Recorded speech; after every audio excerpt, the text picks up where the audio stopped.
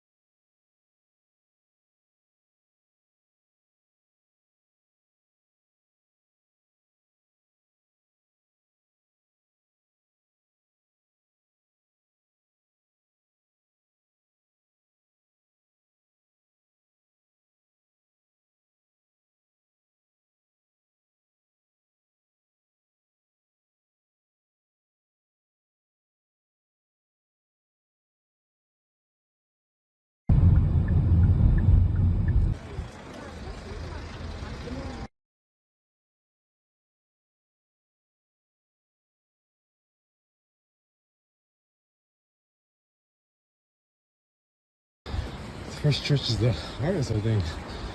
Oh, okay. Well, you see.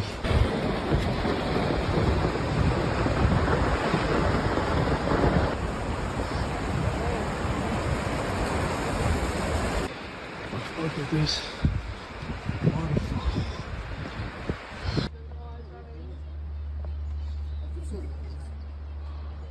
Here we go in the flats. It's about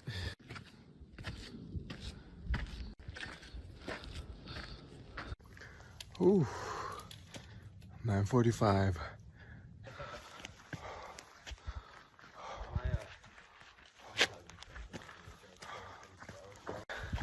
Check this out. Still climbing sub down, but just hey mom, just out here being safe in California. Or is he? Are you doing the tables? Time is 11:07, 12 o'clock.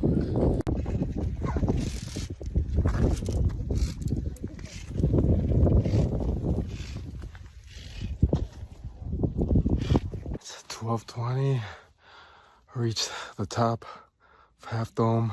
It is, bro. This, oh shit. Yeah. And that's It wasn't a miracle. the base of Half Dome down.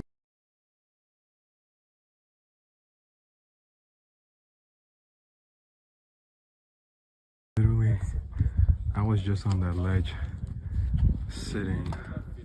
This guy is just walking up like he's at the Macy's looking. Ooh, shit.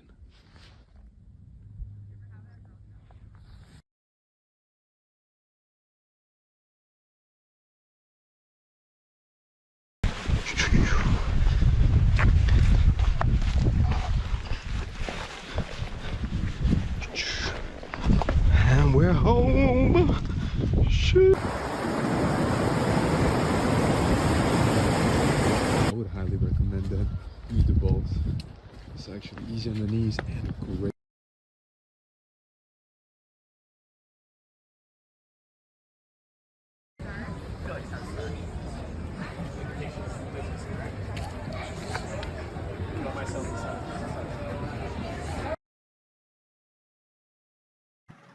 All right, now that we've taken a tour of the Half Dome hike and climb, now we're going to give you, well, I'm going to give you 5 different tips that will save you time on research and planning and all that. So here are the topics I'm going to give you. The first is know about your timing, May and October especially. Either reserve in advance or plan for dispersed camping BLM. Third, hiking gear and climbing gear that you need. Fourth, nutrition and packing. Fifth, photo and video ideas. Here we go. The first thing is choose your timing wisely. And I recommend May and October for a couple of reasons. First one is in mid-May and then about the second week of October, that is when the cables are up. So quote-unquote cables are up, and that means on Half Dome, there's a long metal cable that's embedded into the mountain, and then they put up these rods, they have holes that they stick into the mountain, and then they will put wood planks to act as steps, and then they will put cables on top of those rods. So basically what you've seen, if you've seen videos of Half Dome people climbing up, it's usually this kind of handrail system. So none of them have any climbing harnesses, right? And they just climb up, all right? And so that's the season, in season, and it also means there's a ranger posted at the subdome who will not let you up unless you have a permit. You can't even get to the subdome or the Half Dome, all right? And so to get the permit, you have to do it 2 ways. The first is you're going to do a pre-season register. So before, I guess, mid-May, you're going to go to, I think, recreation.gov or nps.gov. You're going to buy a permit to go to Half Dome. The other way is a last-minute choice. Is about this is what the one I did, right? About 2 days before the day you want to visit, you have to enter the lottery, and they let 300 people in per day during the season. And if you don't get the winning lottery, all right, it's $10 per attempt. Too bad, all right? Nothing you can do except do another lottery, okay? And then I guess a third thing is like you get to the subdome area and you just like start asking people, make friends, and then just ask, you know, hey, do you have any extra space on your like you have permits, but then maybe a friend was sick or didn't decide to do the hike, then you can jump onto theirs, but that's a big if they have extra permits for you. All right, so that's why I say May, November, before the season. All right, so no permits required, no rangers checking, and the cables come down. So cables down means they remove everything except the long cable that's embedded or, you know, anchored to Half Dome. All right, so that's when I went. That's what I would recommend, and I could definitely vouch for that second week of October. I think it was the Tuesday on that second week after the holiday. It went down, and then so that means that you can still do it. Most people don't even know you can do it, and then it means a lot of people come out there with their climbing harnesses, and it'll mean less people on the hike as well, because it just takes a little more knowledge or experience or just kind of, I guess, balls to do it like without the full rail system. I know, cause that's funny to say, because even with the cables up, it's kind of a wild thing to do.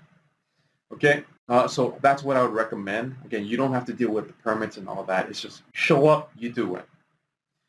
All right, another thing to consider is school and timing. When is school out? So summer break, I don't recommend it.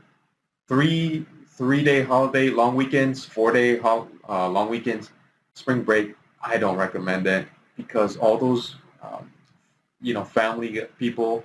They're gonna plan in advance. They're gonna they're gonna look forward 6 months to kind of doing this with their family and going in the lake and biking around. Okay, and they're the people that are just gonna really enjoy their time there, reserve in advance, and also it's gonna be a lot of kids running around. And then if you've seen the videos I've seen of those busy days getting into Yosemite, you would absolutely avoid it as well. So I would recommend that. Okay, avoid those busy times. Again, October is great. Cables are down. Weather is decent. It was 70s during the day, 40s at night when I was camping. And then the colder it is, the less you sweat, the less you need to drink. Okay, in terms of weather, avoid and reschedule if you can if you see a lot of raining, snowing, or potential storm and lightning, especially the last one. All right, with storm and lightning, it's a big granite rock, and then there's a long, iron cable. It's just asking to get lightning struck. All right, it's just volunteering to get struck. Okay, so just watch out for that. Okay, tip number two, either reserve in far in advance or plan for dispersed campaign BLM. All right, so if you're gonna reserve far in advance, do recreation.gov and nps.gov. Once the second week of October came, they started opening up, I think it was Camp 22 for first come, first serve. But be warned about that because not only is it you're right next to the people, it's like there's like 10 feet between you and the next camper, right? Aside from that, you're going to have to come in and get it. And if there's no room for whatever reason, okay, you will have to drive all the way out or find one of those lodges that's maybe 30 minutes away, 40-minute drive away, like Ahwahnee, West Yosemite. There's some outside on Tioga Road, okay? And they are fairly expensive. Even if you get inside of Yosemite Valley, it's still like, I don't know, a lodge. What I saw in Curry Village was basically a fabric cube with a bed and again, just a stone's throw from your neighbor and then shared bathrooms for like $220 a night. But it's the location, right? But I'm not a fan of that, so I went the BLM, Bureau of Land Management, or dispersed camping. And what that means is that it's a free-for-all, first come, first serve. It's not maintained. It's kind of a reserved area for free camping. There may be amenities like picnic tables and maybe running water, or maybe even a bathroom, but just expect that there might not be. But that's why I recommend the iOverlander app. Because this app will then show you what other people see here, what amenities they might have, and then also with this, again, most people are going to be trying for lodging. So if you go this route, you will have many places more available to you, and it's free as well. Okay, and then it's very easy to kind of find a plan B, plan C. So maybe you can even do like plan for a reservation, then try first come, first serve, and then plan C, BLM spots. Okay. All right, tip number 3, hiking gear and climbing gear that you'll need. So shoes-wise, just you need something with tread. There's some slippery spots.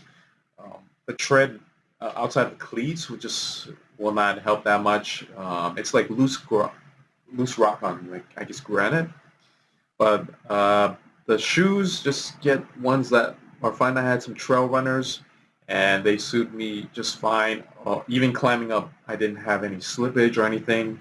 But again, if there's rain, now you have to really plan for it and maybe reconsider or get better shoes.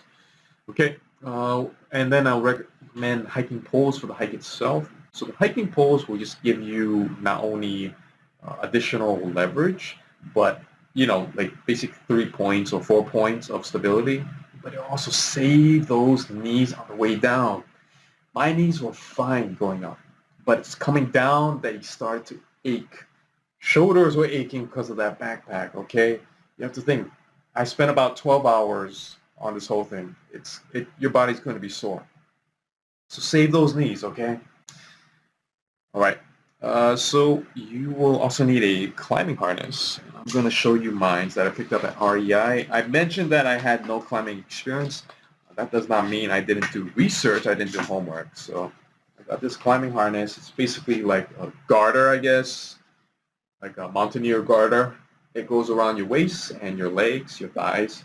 And then this is the key point. This is the place where it absorbs all that impact. You can look up the specs on how much force it can absorb, but it is a whole lot more than you need. Just keep in mind that if you take a big fall or many falls, this integrity will wear over time, so you should replace it. And then you'll basically tie a carabiner, right? Carabiner inside this loop, and then to your carabiner, you will have two ropes, all right? And I got two, I think it was 18 inches. This looks more than 18 inches. I think it was 18 inches. All right. Okay, I'm pretty sure it's 18 inches. And then you want to go ahead and then tie a double fisherman knot to close it up. Okay, make sure it's secure. Also, YouTube double fishermans, if you don't know how to do it, it's actually a good one to know. And then the whole idea behind this is safety. And so once you get to the cables, everyone I saw had some kind of climbing harness, right? Which is good. It means that they are being safe. Even though I felt that I could go up without any harness, I felt fine. I never felt like I was going to fall or anything. But that's me in particular. And then it doesn't matter how I felt. It's like if lightning struck or maybe a boulder fell down because someone had a misstep and it hit me in the head. Like, what's the worst case scenario is I fall.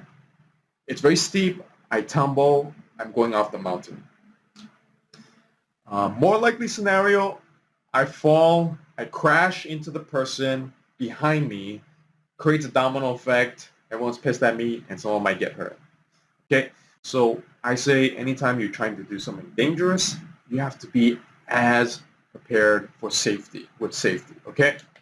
So with that said, this is how it works, all right? I'm going to explain it. It's very simple.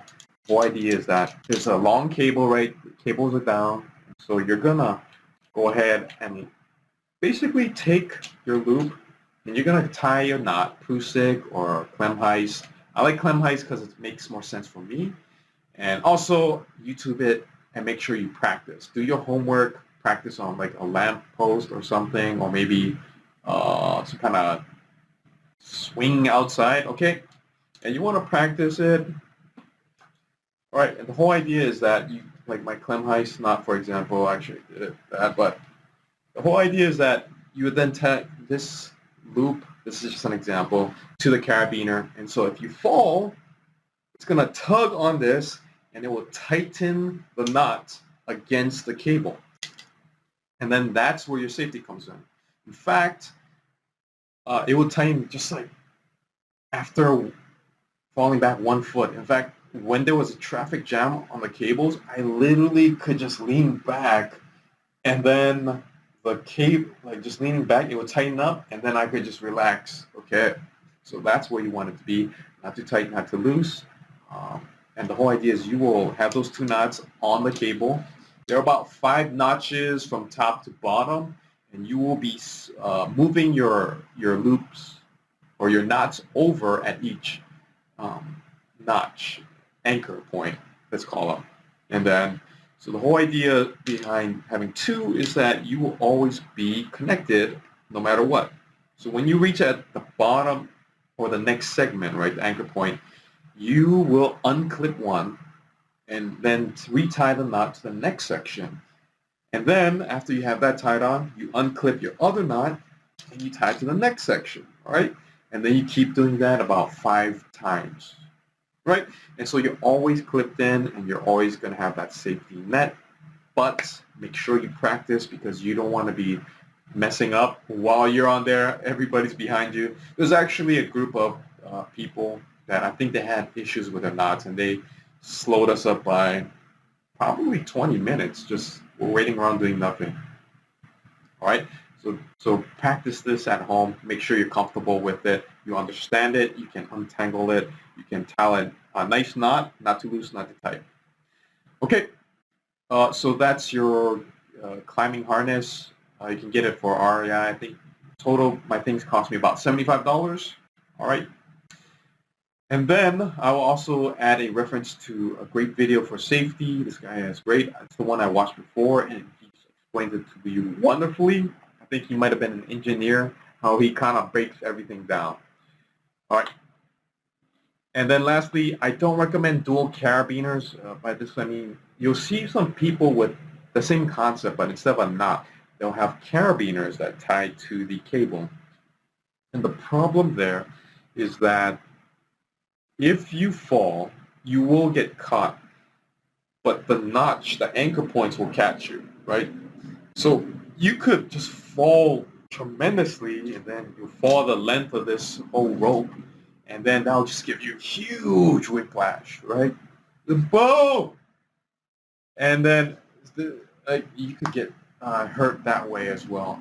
And it's faster, but I just think the knot system is much more safe, and you should invest in just a little more to learn how to do that. All right, next, nutrition and packing. Pack sufficient macronutrients. I'm talking about fats, proteins, carbohydrates, right? Now for me, if you saw my photos during the little tour, I burned about 2,800 calories. That's estimated from my fitness app. And it was, what, 45K plus steps, something? Okay, and I was definitely, in the last quarter, I was just exhausted. Okay, so I had a big breakfast. I chugged a liter of water. All right, this is a liter, by the way. And you basically want to have that in ready-to-go format. So you could bring a sandwich, but I just had it in like trail mix, bars, and then even better was Ensure. So it gives me my nutrients and gives me liquid, and all that is important. You could also try another route, which is just focus on your fat, burning fat. I did see I know an ultra marathoner friend of mine. He does it without any calories, additional calories, and then I saw a guy running down, and he had nothing but a life straw. I'll show you what that is in a bit, and it seemed like no food, right? But the whole idea is that if that's how you go about your strenuous activity, go for it. I don't know what my body might be like in those situations, so I made sure to feed it. Okay, in terms of water, I would recommend 1 liter water maybe for every 2.5 hours. And you can adjust that based on how much you sweat and how humid or hot it is. All right, so again, for my whole trip, I think about 4 liters. 4 of these was perfect. And then I also recommend getting water is important, right? A life straw as a backup plan. So this whole thing is that you can actually go to the rivers along the way, and you can actually drink water from there. All right, and they will filter out like 99.9% of microns that would make you sick, especially thinking about leptospirosis. And so I would recommend bringing that as well. And then you can also, if you're doing the camping, there's like a wildlife camping permit. You can also do multi-day things, and you can bring camping gear and maybe boiling units so you can boil water. Just to give you a heads up, the last source of water before Half Dome is the Merced River. All right, that's along the flats. So if you do this, fill up whatever. If you have a camel pack and you're putting tablets in there, whatever, that's your last point. Okay. And then lastly, this is your easy checklist of things that you should bring, aside from food and water, right? So headlamp, things for photo and video, right? I had my phones and GoPro, tripods, right? Battery pack and cables, first aid kit. I have one, just a small one from Amazon for about $15, and then your climbing gear. Okay. And the last one, photos and videos, all right? For those of you, you have to kind of share this to let your friends know the cool stuff you're doing, right? That's what I did. And so for photos and videos, these are the tips that I have for you, all right? The first thing is bring an extra shirt or outfit to wear at the top. If you're like me and you're kind of like this kind of a sweaty beast when you hike. All right, I don't know why it's like runs in my family, I guess, but I just have the most active, productive sweat glands, and it just kind of ruins my photos all the time. And so I say recommend getting an extra shirt to wear so you don't have big sweat stains. Or you can be like my friend, you can bring actually a cool outfit, and she actually brings like a long dress, a big white dress, and then at like top of Machu Picchu or something, she'll just wear this dress, and then it makes for magnificent photos. The second thing is consider a sunrise or sunset hike. Now this is pretty wild, but people definitely do it. And so you won't have that much company, but you can definitely do it. So you basically, if you want to do a sunrise, you would leave maybe 11 p.m. or midnight and get there right by sunrise. Enjoy the golden hour, right? Just the different colors or sunset. Leave maybe 10 a.m. But two things there, you have to bring a headlamp. Okay, I think especially at the flats where there's just a lot of opportunities to get lost, you need the headlamps so you can see where you're going, and then kind of see maybe there's a deer or other wildlife that's in the vicinity, or and scare them off, honestly. So also another thing is that I went maybe at the worst time for photos, and that is arriving around the middle of the day. And there's just, even though the clouds were beautiful, there weren't enough clouds to kind of prevent that kind of heavy shadow on me as well as the mountains. So it was very harsh and didn't make for the greatest photos as much as I love my photos, right? It's not the best time. So just something to think about. Even if you leave later and you do it up during the late afternoon, I think the photos will turn out much better. And lastly, alternative to these odd hours is you can do a midday hike, right? But then you do it with when there's like 60, 70, 80% cloud coverage. So that means there's still sun coming through, but it's going to be kind of an ambient glow rather than direct sun and creating these awkward shadows, right? So that's my tip for you. Best wishes if you do this and my tips help you out. Man, please comment below. I'd love to hear about your adventures and you doing halftone for the first time or just your next time. All right? All right. This is Bruddah Ron.